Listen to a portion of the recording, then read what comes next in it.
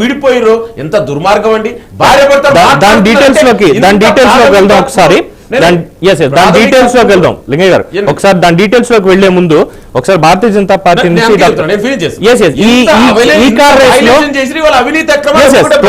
Total గా discuss చేద్దాం.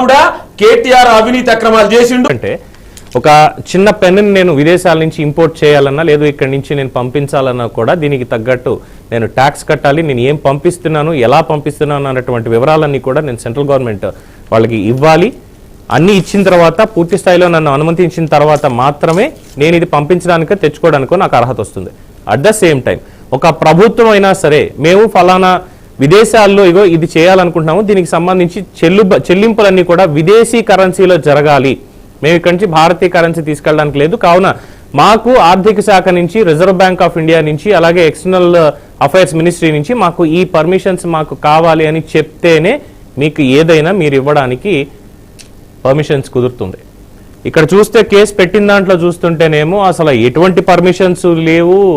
విదేశీ కరెన్సీ అనేది దాదాపు 53 కోట్ల రూపాయల చెల్లింపులన్నీ ఒక నోటి మాట మీద అయిపోయి జిహెచ్ఎంసీ వాళ్ళు చేసేసారంటే ఇందులో మీ పాత్ర లేదు అని చెప్పడానికి ఏమైనా ఉందనుకోవాలా?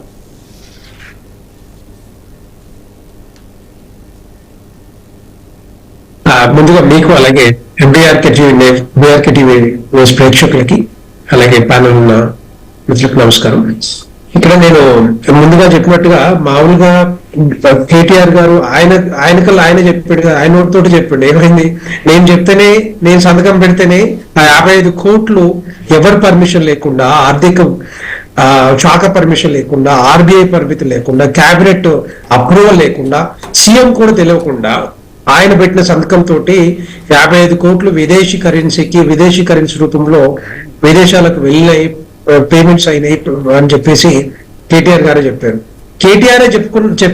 కేటీఆర్ఏ గారే ఆయన నోటితో చెప్పాక డెఫినెట్ గా పర్మిషన్స్ ఎక్కడి నుంచైనా వస్తాయి. ఇప్పుడు ఇంతకుముందు మల్లపాక్ గారు చెప్తున్నారు, దీంట్లో బీజేపీ కానీ గవర్నర్ కానీ సంబంధం ఏముంటుందో చెప్పండి.